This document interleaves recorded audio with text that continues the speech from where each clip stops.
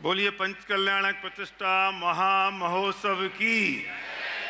आपकी आवाज में उतनी दम नहीं है जितना विशाल और जितना भव्य पंचकल्याण प्रतिष्ठा महोत्सव है। बोलिए पंच कल्याणक प्रतिष्ठा महामहोत्सव की। मैं महाराज जी से आज्ञा चाहता हूं कि अगर आप आज्ञा दें तो मैं खड़े होकर बात करूं। जैसे आपकी अनुकूलता। जी बहुत बहुत धन्यवाद महाराज जी। नमो अरिहंताणं नमो सिद्धाणं नमो आयरीयाणं नमो अच्छायाणं नमो लोये सब साहुणम्। भैया जी मैं निवेदन कर दूं कि मैं ना तो कड़क प्रश्न पूछने वाला हूं और महाराज जी ना मैं कोई बौछार करने वाला हूँ। मेरी ये हिम्मत नहीं है, लेकिन इन भावों का फल क्या होगा उस विषय पर मैं जितना समझता हूँ, जितनी सीमित समझ और बुद्धि है उसमें मैं बाप से बात करूँगा और महाराज जी से निवेदन करूँगा। उससे विशेष चर्चा और विशेष प्रकाश महाराज जी जरूर डालेंगे। लेकिन मैं विषय पर आऊँ उससे पहले मेरा मन मान नहीं रहा है। मैं परसों शिखर जी में था और नवीन गोधा जी मेरे साथ थे और मैं गुड़ायतन गया। मेरा दुर्भाग्य है कि मैंने सुना बहुत था पर गया पहली बार और वहाँ जाके जो अनुभव केंद्र देखा, मैं किसी के आगे तो नहीं खड़ा हूँ, मैंने जो वहाँ अनुभव केंद्र देखा मेरा रोम रोम प्रफुल्लित हो गया। इसलिए नहीं कि बहुत बड़ी टेक्नोलॉजी वहाँ विकसित हो रही है, बल्कि इसलिए कि जैन दर्शन के इतिहास में पिछले 100 सालों में और अगले 100 सालों तक ऐसा प्रत्यक्ष रूप से फीलिंग के साथ कोई समोत्सरण में जा सकता है, समोत्सरण में घूम सकता है, महसूस कर सकता है मैं संसार समुद्र में हूँ और मैं मोक्ष का मार्ग मुझे मिल जाए, ऐसा प्रत्यक्ष दर्शन कोई अपनी आंखों से अनुभव कर सकता है तो वो गुणायतन में होगा, निश्चित तौर पर होगा। और मैं आज बहुत सौभाग्यशाली रहा कि दोपहर में जब मैंने महाराज जी से निवेदन किया तो उन्होंने कहा कि अभी आपने देखा नहीं है, ज़रा वो सॉफ्टवेयर देख तो लो। तो वो मेरे रोंगटे खड़े हो गए उसको देखते हुए। और मैं इस काल में मैंने जन्म लिया, जब मैं मोक्ष में जाऊंगा तो सही निश्चित तौर पर, क्योंकि ये जनागम मिल गया है और ये सही तत्वज्ञान मिल गया है, लेकिन उससे पहले मैं अनुभूति कर लूँगा। तो मेरा निवेदन ये है कि जल्दी से जल्दी वो पूरा हो जाए, जिससे हमारा समय पूरा हो, मनुष्यभव उससे पहले हम उसकी का अनुभव कर सकें। मेरा प्रश्न ये है कि हम सबकी शक्लें एक सी नहीं हैं, हम सबकी अकलें भी एक सी नहीं हैं, हम सबकी फाइनेंशियल पोजीशन भी एक सी नहीं है। आखिर क्यों? क्यों ऐसा क्यों होता है कि एक बच्चा सोने की चम्मच लेके मलमल के कालीन पर पैदा होता है और दूसरा बच्चा फुटपाथ पर पैदा होता है? ऐसा क्यों होता है कि एक कुत्ता एयर कंडीशन कार में मैम की गोद में घूमता है और उसका मैम का पति ड्राइवर बनता है और मैम के बच्चे को आया पालती है और कुत्ते के बच्चे को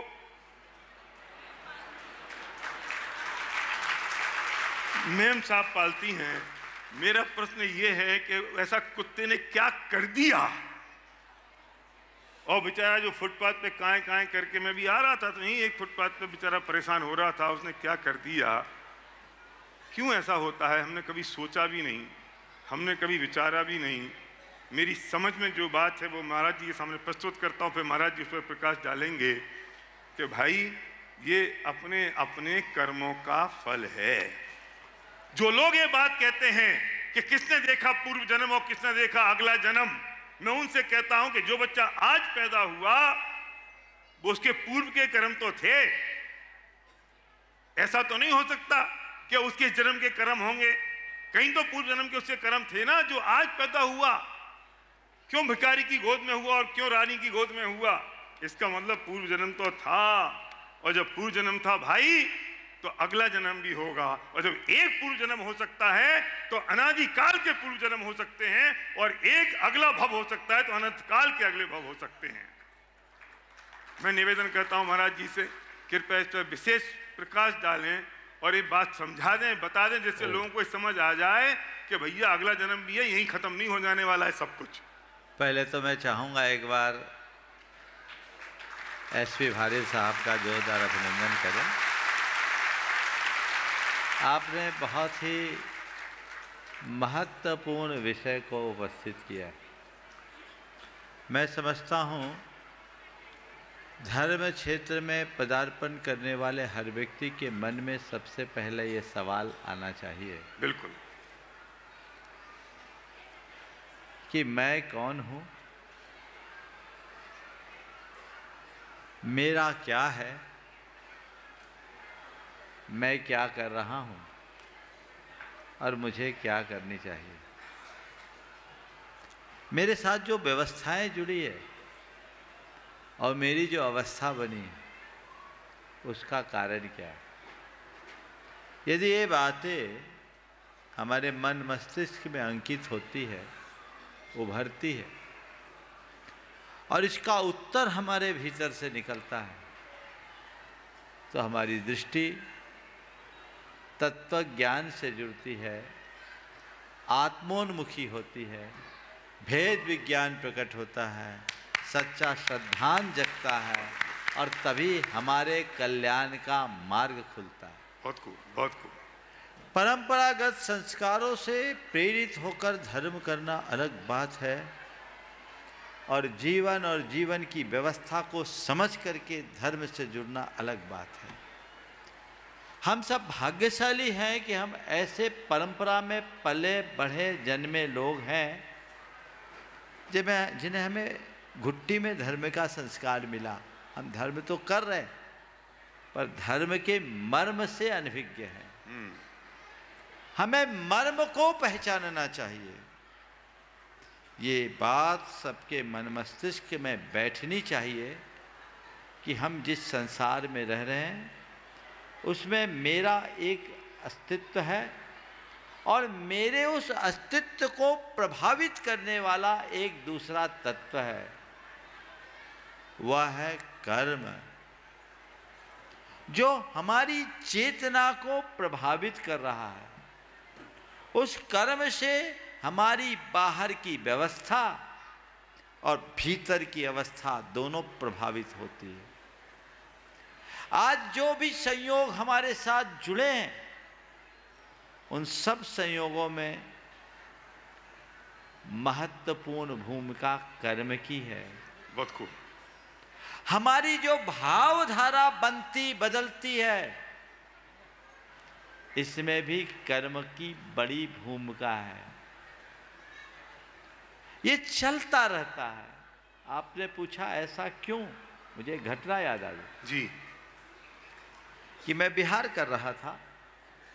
ग्वालियर से सोनागिर के रास्ते में एक टेकनपुर छावनी, भारत का सबसे बड़ा श्वान प्रशिक्षण केंद्र है, वहाँ के गेस्ट हाउस में हमारा रुकना हुआ।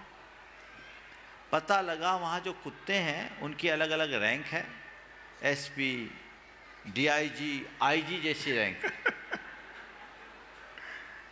उनकी ये रैंकिंग है, उनको इतनी सैलरी मिलती है, रिटायर होने पर पेंशन भी मिलती है। यहाँ बैठे हैं लोग, हाँ कुत्तों को सुनिए तो भी। ओहो। जब वहाँ के अफसरों ने मुझे बताया, मेरे साथ के युवकों ने कहा कि महाराज इन कुत्तों का तो बड़ा पुण्य है, इन कुत्तों का तो बड़ा पुण्य। मैंने कहा बिल्कुल सही में इनने बड़ा पुण्य किया होगा, लेकिन थोड़ी सी मायाचारी कर दी तो कुत्ते बनकर एसपी, आईजी, डीआईजी बने। बिल्कुल, बहुत खूब। अगर वो मायाचारी से मुक्त होता ना तो आज सच का एसपी बनता, सच का डीआईजी बनता, सच का आईजी बनता। उनकी सैलरी और पेंशन के विषय में बताया, उन पर उतना खर्च किया जाता है और उनकी देख रेख के लिए उसी लेवल का अफसर रखते हैं। ये सरकार की व्यवस्था, ऐसी व्यवस्था है ना। तो ये चीज़ें हैं। तो ऐसा क्यों हुआ? ये सब हमारे अच्छे बुरे कृत्यों का ही फल है। हम जैसा करेंगे वैसा भरेंगे। ये बात गांठ में बांध के रखिए। आज एक कुत्ता मेम की गोद में पल रहा है, उसका पति यदि ड्राइविंग कर रहा है। एक तो मैंने और बड़ा विचित्र किस्सा सुना जी, एक का डाइवोर्स हुआ, जैन समाज की बात बोल रहा हूँ। कुत्ते का या आदमी का? आदमी का। पति पत्नी का डाइवोर्स हुआ और डाइवोर्स का कारण सुन के आप लोग हंसोगे। पत्नी ने कहा आप मेरे पेट का केयर नहीं करते। ओहो, माने आप हमारे कुत्ते पर ध्यान नहीं देते, इसलिए हम आपके साथ नहीं रहेंगे। मुझे लगता है वो पिछले जन्म का प्रेमी रहा होगा। बिल्कुल। माया जारी करके कुत्ता बन गया और प्रेम का संस्कार आज भी दोनों में बना है। ये जितने कुत्ते हैं ना, या पुराने सेठ होंगे और धर्म भी किए होंगे। अगर मुझे केवल ज्ञान या अवधि ज्ञान होता तो मैं पत्ता खोल देता। भगवान के पास जाओगे तो खुलेगा, लेकिन जरूर उन्होंने ऐसा किया होगा जिसके कारण ये हो रहा है। कुत्ता बन करके भी राज भोग रहा है। बस मैं आप लोगों से ये कहता हूँ, उनको देखकर एक प्रेरणा लेना। आज उसके साथ ऐसा हो सकता है तो कल मेरी भी बारी आ सकती है। बहुत खूब, बहुत बढ़िया, बहुत बढ़िया। एक बात इसमें और जोड़ूंगा जी, कर्म बहुत बड़ी ताकत रखता है, लेकिन हमें अपने हृदय में एक बात बैठानी चाहिए कि कर्म की सत्ता से बड़ी धर्म की सत्ता है। बहुत खूब। कर्म कैसा भी हो घबराए नहीं, जीवन के मर्म को पहचाने, धर्म को धारे, ताकि कर्म की जड़ उखाड़ी जा सके। बहुत खूब, बहुत बढ़िया, बहुत बढ़िया। और जीवन को बेहतर बनाया जा सके। जी, मैं इसमें एक पंक्ति पूजन में आती है कि कर्म विचारे कौन, भूल मेरी अधिकाई। हम हो सकता है बहुत सारी कर्म की बात आज करें, लेकिन वे कुछ नहीं हैं, मेरी भूल है, इसलिए वे कर्म बंध रहे हैं। महाराज जी ने बात करी, घुट्टी में हमें ये जैन दर्शन मिल गया। मैं एक बात कहता हूँ, वे घुट्टियाँ अब ख़त्म होती चली जा रही हैं।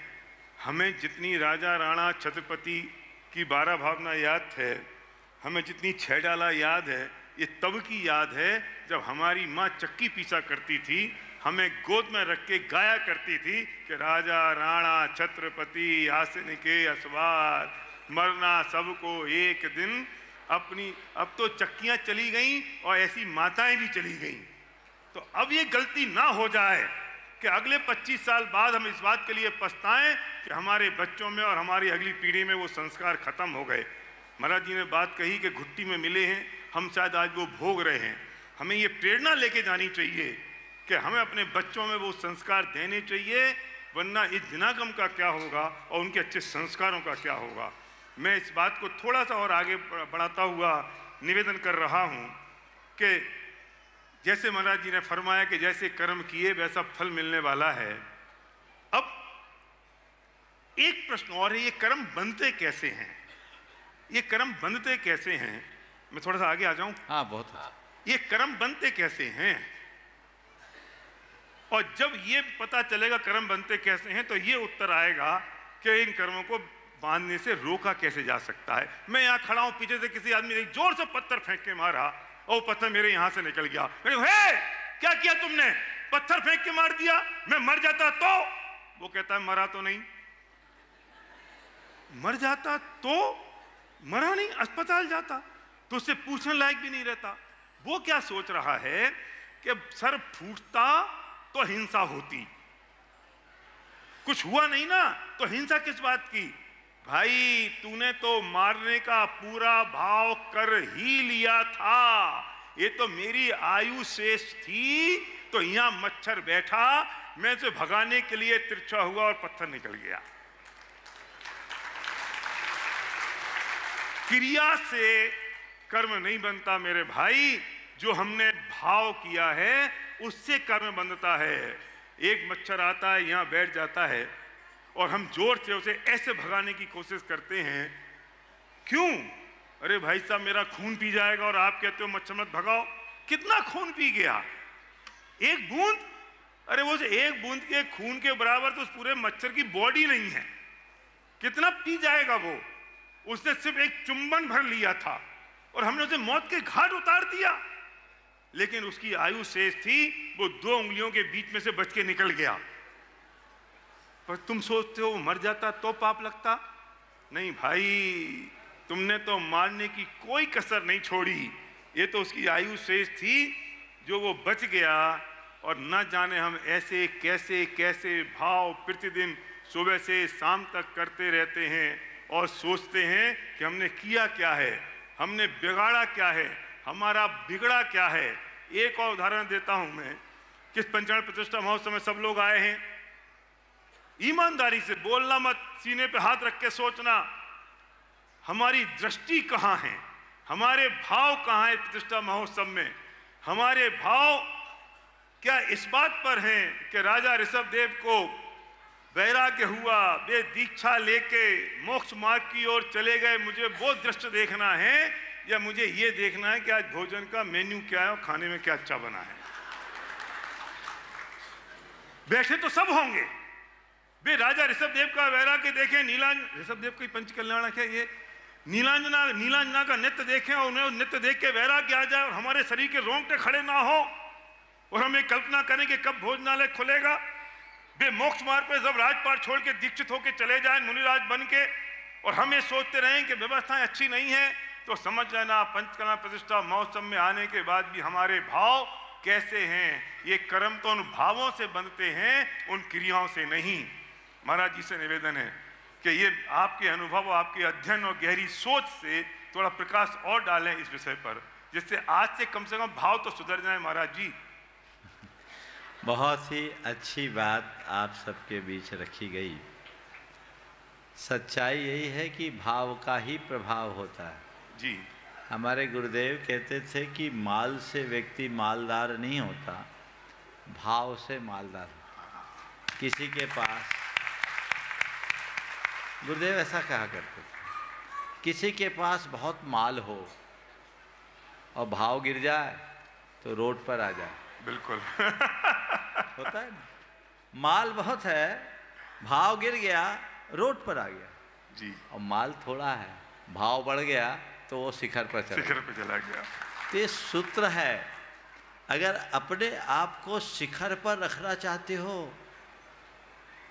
तो अपनी भाव विशुद्धि पर ध्यान दे। भाव ही हमें चढ़ाते हैं और भाव ही हमें गिराते हैं। हम अपने भावों की तरफ ध्यान दें। ये बात सत्य है कि हम क्रियात्मक धर्म के प्रति जितनी तत्परता दिखाते हैं, भावनात्मक धर्म को उतना ही गौण कर देते हैं।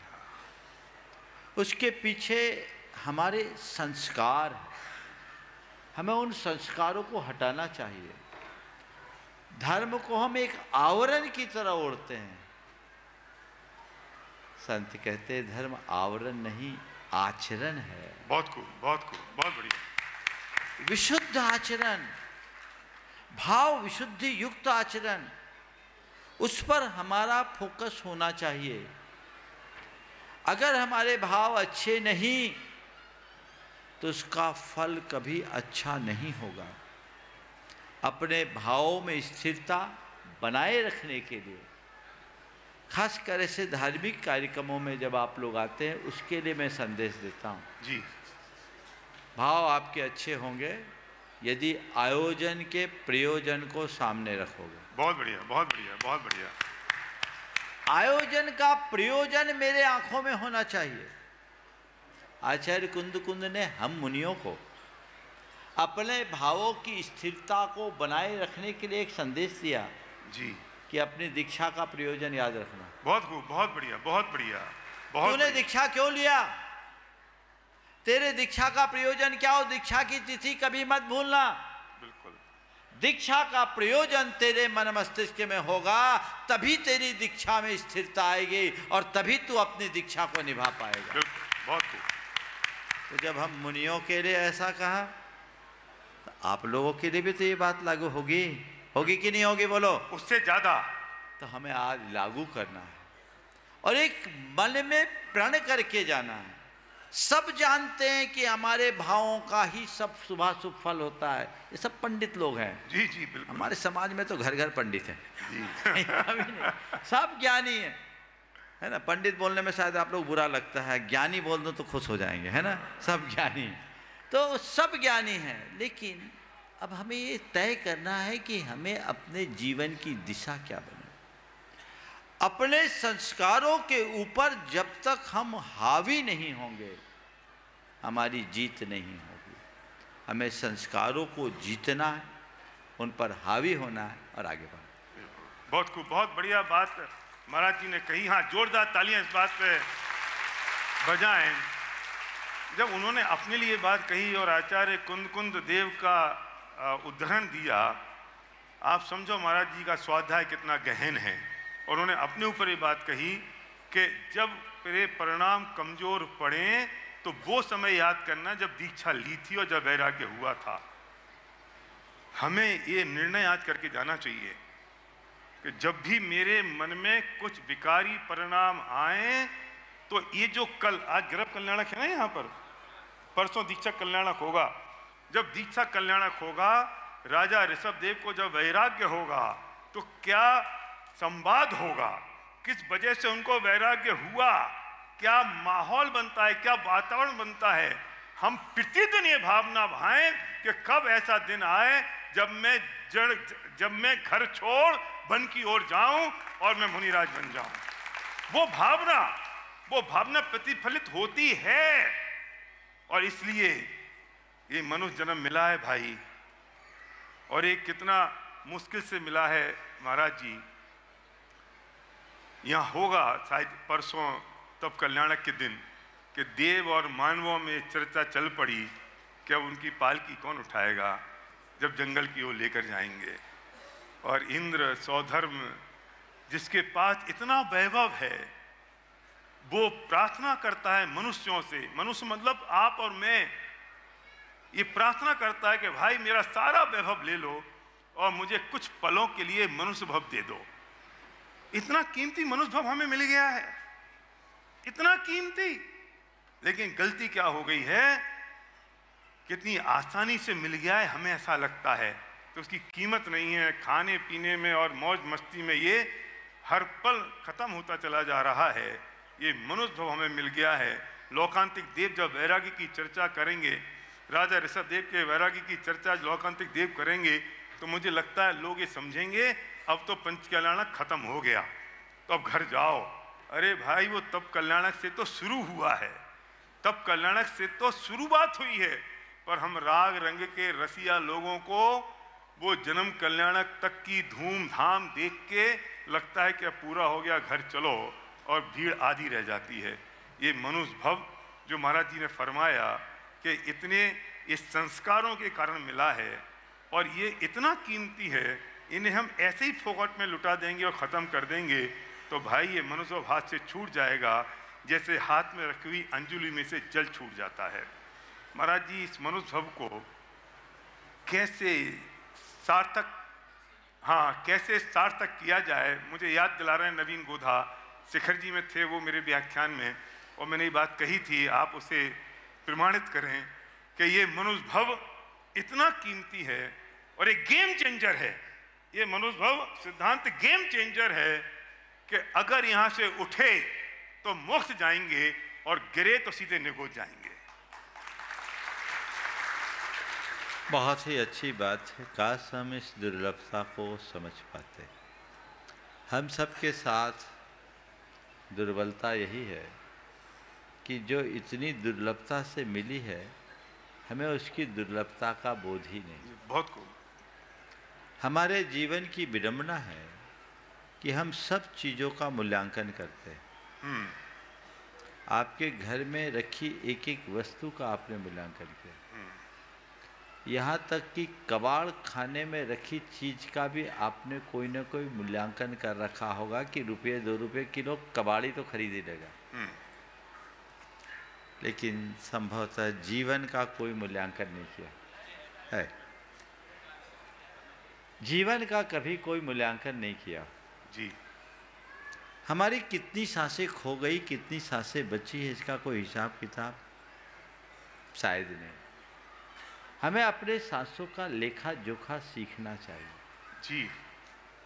मैं आप सबसे कहना चाहता हूं, जैसे कोई व्यक्ति एक मकान बना रहा, उस मकान बनाने के क्रम में उस मकान में लगने वाले ईंट गारे का पूरा लेखा जोखा हिसाब किताब रखते हैं, पर मकान पर रखी जाने वाली एक एक ईंट के साथ जो एक एक सांस खप रही है, इसका हमारे पास कोई हिसाब नहीं। और ये भी संभव हो सकता है कि उस मकान की आखिरी ईंट के साथ हमारी आखिरी सांस चले जाए, तो उस मकान की क्या कीमत होगी? कभी हमने विचार किया? हमारी कोई भी सांस आखिरी सांस बन सकती है। जी। और आजकल तो और कोविड के बाद तो ये सब कुछ सडन होता, अचानक। हम उसे समझने की कोशिश करें, और जब हम उसे समझेंगे तब हम अपने प्रति जागरूक होंगे। तब हमें लगेगा कि नहीं, मेरे पास समय कम है, ये अवसर है, मुझे इसका उपयोग करना है। अवसर की दुर्लभता को पहचानने वाला ही अवसर का लाभ उठाने का पुरुषार्थ करता है, बाकी तो प्रमाद में अवसर खो देता है। बहुत बढ़िया, बहुत बहुत अवसर की दुर्लभता को पहचाने, अवसर का लाभ उठाएं। अभी कहा गया कि मनुष्य जीवन गेम चेंजर है। जी। बहुत सुनहरा अवसर है। जी बिल्कुल। इसे अपने जीवन की अपूर्व उपलब्धि बनाए। योग मिला है, प्रयोग करें। बहुत खूब, बहुत बढ़िया। बिना प्रयोग के योग का कोई अर्थ नहीं। इसलिए हमें इस पर विचार करना चाहिए। अवसर और एहसास दो चीजें होती हैं जीवन में। एक होता है अवसर, एक होता है एहसास। दुर्भाग्य यह है कि जब अवसर मिलता है तो एहसास नहीं होता, और जब एहसास होता है तो अवसर हाथ से छूट जाता है। आप सबको पता होगा कि भोपाल में आप जो जमीन देख रहे थे वो आपको 10,000 रुपये फुट में मिल रही थी, आपने नहीं ली क्योंकि आपको अवसर था पर एहसास नहीं था। आज वो 1 लाख रुपए हो गई। अब आपके पास में एहसास हो गया पर अवसर छूट गया, और वे सारे के सारे गरीब रह गए जिनको अवसर और एहसास एक साथ नहीं हुआ, और वे सारे अमीर हो गए जिनको अवसर और एहसास एक साथ हो गया। भाई ये मनुष्य हमें मिल गया है, जैसा महाराज जी ने फरमाया, ये मनुष्य हमें मिल गया है। अगर अभी अवसर तो आ गया है और अगर एहसास नहीं हुआ तो निगोद में मिलेंगे, लेकिन इस वक्त अगर एहसास हो गया तो हम सब सिद्ध सिला में मिलेंगे।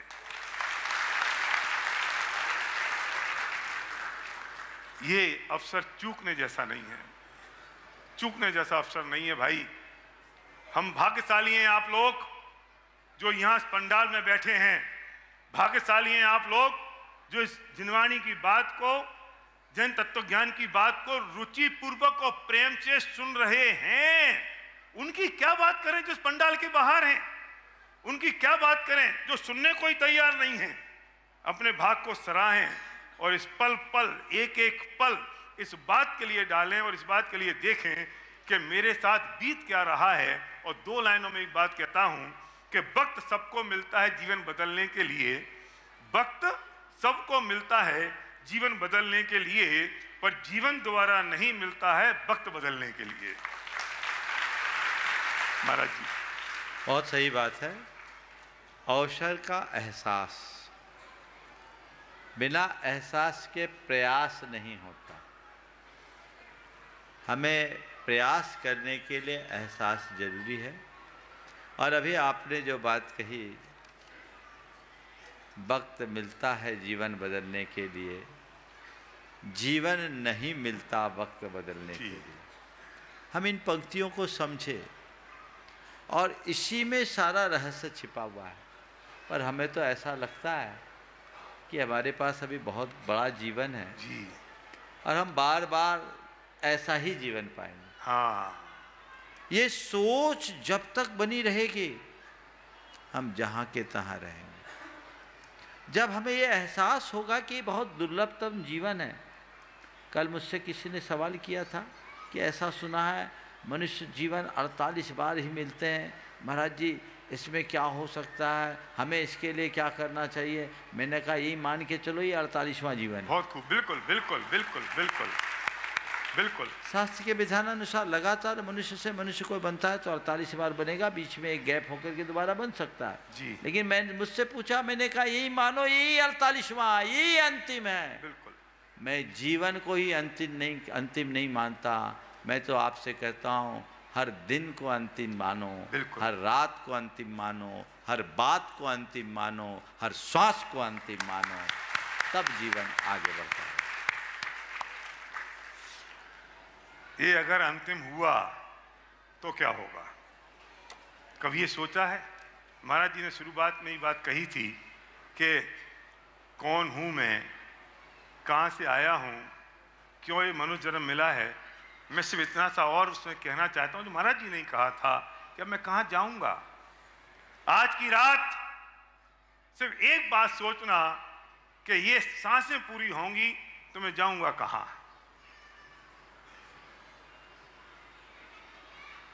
निश्चित तौर पर हमारी शोक सभा में तो सब यही बोलने वाले हैं कि आप स्वर्गवासी हो गए हैं, और जो ये बोल रहा है कि आप स्वर्गवासी गए हैं मेरे फलाने फलाने, उन्हें भी पता है कि वे कहाँ गए होंगे, क्योंकि सबके परिणाम तो सबको पता होते हैं।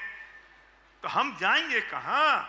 जरा घर के बाहर निकल के देखना, कहीं गली के कुत्ते की हालत तो हमारी नहीं होगी, कहीं जो कान के पास फड़फड़ाता हुआ मच्छर है हम कहीं वैसे तो नहीं हो जाएंगे। इस जन्म के बाद जाएंगे कहाँ? इस जन्म की पूरी तैयारी कर ली, रुपया पैसा धन दौलत, ये जो 10-20 साल जीवन के और बचे हैं, अगर बचे हैं तो, वरना पता नहीं जो सांस अंदर गई है वो लौटेगी कि नहीं। और जैसा महाराज जी ने फरमाया कि कोविड के बाद तो ऐसे ही हो गया महाराज जी, 50 साल और 60 साल के बीच के लोग ऐसे जा रहे हैं, ऐसे छूटते चले जा रहे हैं, मालूम भी नहीं पड़ता है। तो ये जो 2-5 साल अगर बचे भी हैं तो उसकी तैयारी तो पूरी हो गई, लेकिन इसके बाद जो अनंत काल पड़ा है उसकी तैयारी कब होगी और कैसे होगी, ये हमने आज तक नहीं सोचा। ये समागम मिला है, ये तत्व ज्ञान मिला है, ये धर्म मिला है, इसकी महिमा कर लो भाई। अगर नहीं किया तो मैं फिर कहूँगा, यहाँ से उठे तो मोक्ष है और यहाँ से गिरे तो निगोद है। और ये विचार अगर आ गया तो जीवन में तुरंत परिवर्तन आ जाएगा। मैं अब इस बात को थोड़ा सा आगे ले जाना चाहता हूँ आपकी आज्ञा से, कि अब कैसे इन भावों को रोकें, कैसे रुकें, हम सॉल्यूशन पर जाएं। मैं उसका एक उत्तर देता हूँ महाराज जी, फिर आप उसे प्रकाश डालिए। हमें ये पता नहीं चलता जब क्रोध मान माया लोभ के परिणाम हों, कसाय के परिणाम हों, तो ये पता नहीं चलता कि इनका क्या होगा। लेकिन हर बच्चा ये जानता है कि अगर मेरे पुण्य के भाव हैं तो निश्चित तौर पर शुभ कर्म बन रहा है, पाप के हैं तो अशुभ बन रहा है। ये तो सब जानते हैं ना, क्रोध मान माया लोभ ये कैसे हैं। मैं अहंकार में आ जाऊं, मैं तगड़ा आदमी हो गया हूं, मेरे पास रुपये आ गया, पैसा आ गया, सबको पता है।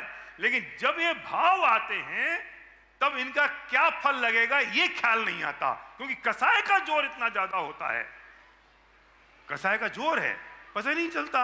और तब कोई आके समझाए कि यार इन भावों का फल क्या होगा। तो अगर पत्नी ने पति को समझाया तो तलाक, और अगर बच्चों ने बेटे बाप को समझाया तो थप्पड़। तब कौन समझाए? कोई समझाने वाला नहीं होता। और ये हमारा दिमाग ऐसा होता है अमित, हम बहुत जल्दी चीज़ों को भूल जाते हैं, हमें याद नहीं रहती। एक व्यक्ति 140 की स्पीड पे चल रहा है महाराज जी, कार में बहुत आराम से चल रहा है, पत्नी बगल में बैठी है, गाड़ी बहुत बढ़िया चल रही है, गाने बज रहे हैं, और रोड के उस तरफ एक एक्सीडेंट हो जाता है, पति पत्नी की डेथ हो जाती है, बच्चा बिलबिलाता हुआ रोता है। आप 1 मिनट के लिए रुकते हो और आपको वो दयनीय हालत दिखती है। अब उसके बाद आपकी कार की स्पीड क्या होगी भाई साहब? 140 सीधी 60। और पता है आप कैसी बातें करोगे अंकुर, तेज चलने से क्या फायदा। अब आप ऐसे हो गए, तेज चलने से क्या फायदा, 10 मिनट जल्दी पहुंच जाएंगे और क्या होगा। अच्छा, ये जो थॉट है तेज चलने से क्या फायदा, 10 मिनट जल्दी पहुंच जाएंगे, कितनी देर तक रहता है? 15-20 मिनट अनुभव, 15-20 मिनट, आधा घंटा, फिर हम 140 पे पहुंच गए, क्योंकि हमारे ब्रेन की डिजाइन ऐसी है कि हम चीजों को भूल जाते हैं, हमें याद नहीं रहती। अगर एक काम करो, अपने मोबाइल से फोटो ले लो सीन की और प्रिंट आउट करके अपने स्टीयरिंग पे चिपका लो। अब जन्म में कभी गाड़ी की स्पीड 60 से ऊपर जाएगी? नहीं जाएगी। क्यों? तुरंत दिखेगा क्या री ऐसा एक्सीडेंट मेरे साथ हो सकता है। मैं आज आपसे निवेदन करना चाहता हूं, आपको पता है कि मेरे भाव कैसे हो रहे हैं, आपको पता है कि जो भाव हो रहे हैं इनका फल क्या लगेगा। जाइए अपने घर की वार्डरोब पर लिख दीजिए इन भावों का फल क्या होगा। तोड़मल जी साहब ने पंक्ति दी कि इन भावों का फल क्या होगा, तो ये विचार तो कर ले। तो तेरे जो विचार कसाय पूरित हो रहे हैं ये मंद पड़ जाएंगे। जाके अपने मिरर पर लिख दो इन भावों का फल क्या होगा। जाओ अपने गाड़ी के डैशबोर्ड पर लिख दो कि इन भावों का फल क्या होगा। जाइए अपनी मोबाइल की स्क्रीन पर लिख दीजिए इन भावों का फल क्या होगा। और जैसे ही पति पत्नी की लड़ाई होगी बेडरूम में और वार्डरोब पे लिखा होगा इन भावों का फल क्या होगा, तो आपका गुस्सा जो 7वें आसमान पे था वो तुरंत नीचे आ जाएगा और आप पत्नी से कहोगे तेरे से बढ़िया पत्नी कोई दूसरी थी नहीं।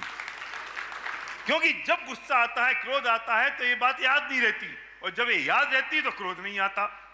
तो मैं निवेदन करना चाहता हूं कि इन भावों का फल क्या होगा, ये पंचकर्म समिति स्टिकर बनवा दे और गुणायतन परिवार की ओर से बंटवा दे। देखिए, हम तो ये रोज काम कर रहे हैं और इसी को हम भावना योग बता रहे हैं जी। हमें क्या करना है उसका स्मरण रखना ही भावना योग। बहुत बढ़िया, बहुत बढ़िया। हमें हमेशा, मैं आपकी बात को मैं समझता हूँ सवाल उठाने की जगह समाधान की भाषा ज़्यादा अच्छी। जी जी जी जी। मनोविज्ञान की दिशा में दृष्टि से भी यही बात कही जाती है। आप अगर ये सवाल उठाओगे कि इन भावों का फल क्या होगा, तो कहीं ना कहीं हमारे सबकॉन्शियस में वो भाव ताज़ा हो जाएंगे। बिल्कुल ठीक है। जो मनोवैज्ञानिक दृष्टि से ठीक नहीं। जो हमें करना है हमें उसकी बात करें, जो नहीं करना उसे परोक्ष प्रत्यक्ष कैसे भी याद ना करें। बहुत खूब। तो उसका एक सीधा सीधा तरीका है। अगर किसी का स्वभाव गुस्सा और झगड़ा करने का है, उसको पता है, तो एक चीज़ अपनाए जो बड़ा अनुभूत प्रयोग है और मैंने सैकड़ों लोगों से प्रयोग करा है। मुझे शांत रहना है। और हमारा एक आइकन भोपाल का है, शायद सभा में हो तो खड़ा हो जाना अगर हो तो। आपके इसी भोपाल में 2020 का किस्सा सुनाता हूँ। है क्या बंदा? चंदन नगर वाला आया अभी, सुबह आता है। तो मैं यहाँ आया जी, तो मंदिर से दर्शन करके निकल रहा था।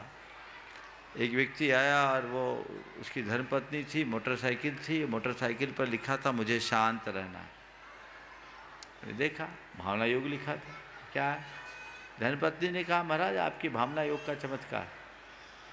क्या मामला? बोले महाराज ये प्रचंड क्रोधी थे, प्रचंड क्रोधी वो व्यक्ति। हाँ, उनके सामने बोल बहुत आरजू मिन्नत करके मैं 52 गजा आपके भावना योग के शिविर में ले गए। ये 3 दिन का शिविर अटेंड करके आए। महाराज जी तब से जैसा आपने समझाया वे वैसा ही भावना योग करते आ रहे।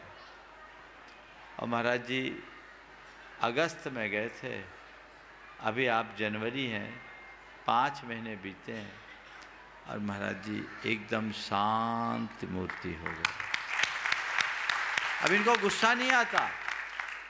महाराज जी मैं कह सकती हूँ कि पश्चिम का सूरज पूरब आ गया। ये भावना योग है और हमारी पूरी आध्यात्मिक साधना यही बताती है, मैं जो हूँ उसे याद करूँ। बहुत खूब, बहुत खूब। जो नहीं हूँ उस पर ध्यान ही न दूँ। बहुत खूब। मुझे जो करना है उसका ख्याल रखूँ, बिल्कुल। जिससे बचना उसको भूल जाऊं। बहुत खूब। यदि ये सकारात्मक दृष्टिकोण हमारे अंतर मन में बैठेगा तो हम सुनिश्चित तौर पर अपने जीवन में बड़ा बदलाव घटित कर सकेंगे। लेकिन मैं एक बड़ी विसंगति देखता हूँ, धार्मिक जनों में भी देखता हूँ कि हम लोग बातें बड़ी बड़ी करते हैं, प्रैक्टिस जीरो है। बिल्कुल बिल्कुल ऐसे ही है। संत कहते बातें करने से काम नहीं होगा, हमें काम करना होगा। एक दिन गुरुदेव ने, हम लोग बैठे थे और चर्चा में अचानक एक वाक्य कहा, चिंतन मंथन प्रवचन बहुत हुआ। हम लोगों से कहा, चिंतन मंथन प्रवचन बहुत हुआ, अब कुछ करिए। बहुत हुआ। तो महानुभाव आपसे भी कहता हूं, बहुत हुआ, अब कुछ करिए, जहां हो वहां से एक कदम आगे बढ़िए। बहुत बढ़िया, बहुत बढ़िया, बहुत बढ़िया। बच्चन जी की ये पंक्तियां बड़ी सार्थक लगती है जी। कुछ लिख के सो, कुछ पढ़ के सो, कुछ लिख के सो, कुछ पढ़ के सो, जिस जगह जागा सवेरे उस जगह से बढ़ के सो। कुछ लिख के सो, कुछ पढ़ के सो, जिस जगह जागा सवेरे उस जगह से बढ़ के सो, एक सीढ़ी चढ़ के सो। वाह वाह। बस ये लक्ष्य बना लीजिएगा तो बहुत परिणाम आएंगे और वो हम सबके जीवन को धन्य करेंगे। मैं देख रहा हूँ समय ऐसा लग रहा है कि अगर न रुकता तो बहुत अच्छा था।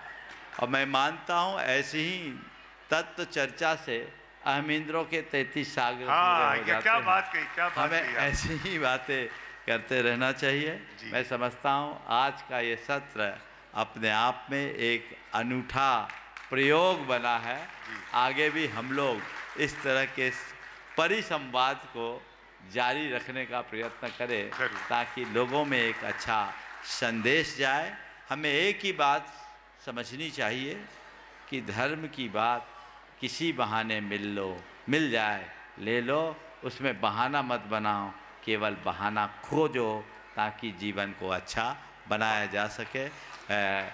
समय समाप्ति पर है, इसलिए आज मैं अपनी वाणी को यहीं पर विराम दे रहा हूँ। एक लाइन बोलना चाहता हूँ जरूर कि महाराज जी के संपर्क में भी आया तो मुझे ये पता चला कि महाराज का इतना गहन स्वाध्याय है और इतना गहन उनका अध्ययन है, वो मोक्ष मार्ग के प्रति बहुत सचेत हैं।